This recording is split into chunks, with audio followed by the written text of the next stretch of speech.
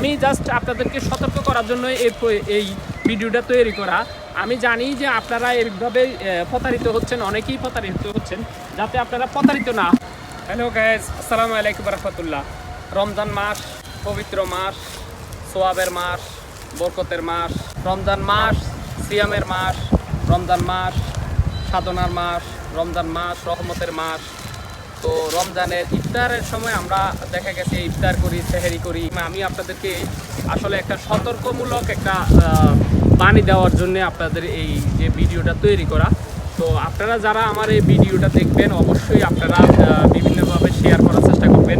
আমি যে জিনিসটা দেখাবো এবং এই জিনিসটা অবশ্যই আপনাদের সবাই সচেতন হওয়া দরকার আমি মনে করি। তো দেখা গেছে আমার কাছে কিন্তু দুটো জিনিস আছে, আমি এই জিনিসগুলো আপনাকে একটু দেখানোর চেষ্টা করবো।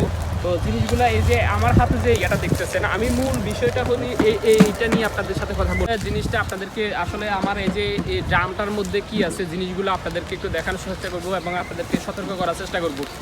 তো যে বিষয়টা নিয়ে আসলে আমি আলাপ করবো সেটা হচ্ছে আমরা রমজান মাসে ইফতার করি। ইফতারের সময় আমাদের যে পানির একটা পিপাসা থাকে, একটা তৃপ্তি মিটানোর জন্য আমরা যে শরবত ব্যবহার করি বা শরবতের সাথে শরবত খাওয়ার চেষ্টা করি। তো শরবতটা আমরা অনেক সময় চিনি দিয়ে তৈরি করি, অনেক সময় আখের গুড় দিয়ে তৈরি করি। এই যে আমার কাছে যে জিনিসটা দেখতেছেন এটা আসলে আখের গুড়। হ্যাঁ, এটা আপনাদেরকে আমি একটু দেখাই। এটা ধরো এটা হাতে নেই, এটা আখের গুড়। এই জিনিসটা আমি আপনাদেরকে দেখাই যে আখের গুড়। একটু দেখেন ভালো করে, আপনারা যদি কোনো দেখেন জিনিসটা। তো আমি আরও একটু আপনাদেরকে দেখাই তাহলে আপনারা হয়তো বুঝতে পারবেন যে এই যে আখের গুড়। হ্যাঁ, আখের গুড় করে আপনার হচ্ছে যে এই ডিব্বাগুলোর মধ্যে বিক্রি করে। আপনার হচ্ছে যে আসলে মূলত হচ্ছে যে এখানে আখের চিমটি পরিমাণ কোনো কিছুই নাই, একদম আখের কোনো চিমটি পরিমাণ কোনো কিছুই নাই। আমি জাস্ট আপনাদেরকে সতর্ক করার জন্য এই ভিডিওটা তৈরি করা। আমি জানি যে আপনারা এইভাবে প্রতারিত হচ্ছেন, অনেকেই প্রতারিত হচ্ছেন, যাতে আপনারা প্রতারিত না হন। আখের গুড় আপনি যদি কোনো, আমি আপনাদেরকে একটা এক্সাম্পল দিই। আমার একটা এক্সাম্পল আছে, এটা আমি আপনাদেরকে বলতেছি। ওই এক্সাম্পলটা হচ্ছে আমি ওই দিন মানিকগঞ্জে আপনার হচ্ছে যে খেজুরের এরকম খেজুরের মিঠাই পাওয়া যায়, খেজুরের মিঠাই এরকম গোল গোল। তো আমি কিনতে গেছিলাম, ওখানে দেখি যে এক জায়গায় বলতেছে যে কেজি হচ্ছে 350 টাকা, 300 টাকা, 350 টাকা। এখন আমি ওই পাশে একটা আমার দোকানদার ছিল ওই মানিকগঞ্জে, ওনাকে আমি জিজ্ঞেস করছি, ভাই এটা কি অরিজিনালি কি খেজুরের গুড়? বলতেছে যে দেখ ভাই, অরিজিনালি খেজুরের গুড় যদি কোনো এটা হইতো তাহলে এটা কীভাবে 350-300 টাকা বিক্রি করে? এটা হচ্ছে যে পুরোটাই ডুপ্লিকেট, চিনি দিয়ে তৈরি এবং হচ্ছে যে কেমিক্যাল দিয়ে এটা খেজুরের গুড় তৈরি করা হয়েছে। আর এমনিতে নর্মালি আপনি যদি কোনো খেজুরের গুড় অরিজিনালি যদি কেন কিনতে চান, সেটার জন্য আপনাকে ফরিদপুরে যেতে হবে, অথবা কিছু অরিজিনাল দোকান আছে যেখানে আপনার এটার মূল্য হচ্ছে যে অনেক বেশি। যেমন আপনার হচ্ছে 1400, 1500, 1800 আপনার হচ্ছে যে খেজুরের গুড়ের কেজি। ওইটা কীভাবে 300-350 টাকা হয়? তো সে জায়গায়ও আমারও আপনার হচ্ছে যে এটা আমারও একটা কনফিউজ ছিল এটা নিয়ে।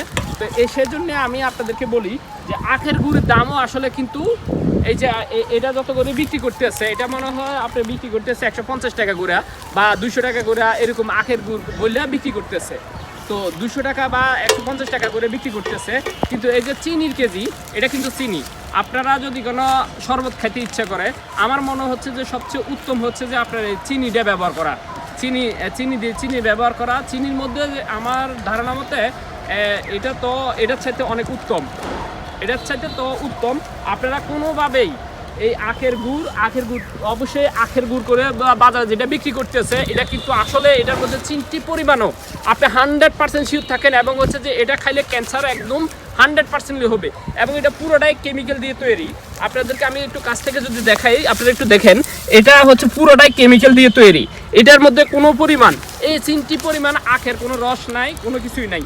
তো সেজন্য আমরা অবশ্যই সতর্ক থাকব এবং ভিডিওটা আমরা সবাইকে শেয়ার করব এবং সবাইকে দেখার সুযোগ করে দেব, বা যেটা সম্পর্কে আপনাদেরকে আসলে কিছু সতর্ক করার জন্য রোজা রমজানের সময়, রমজান মাস, আমরা অনেক সময় আখের গুড় করে আপনার হচ্ছে যে এই যে শরবত খাওয়ার চেষ্টা করি, একটু তৃপ্তি মিটানোর জন্য চেষ্টা করি। কিন্তু আসলে আমরা কি খাচ্ছি জিনিসটা আসলে আমরা ভাইবে চিন্তা খাওয়া উচিত। কম দামি পাইছি এই জন্য খেয়ে ফেলবো, এটা কিন্তু আসলে আমাদের জন্য স্বাস্থ্যকর না।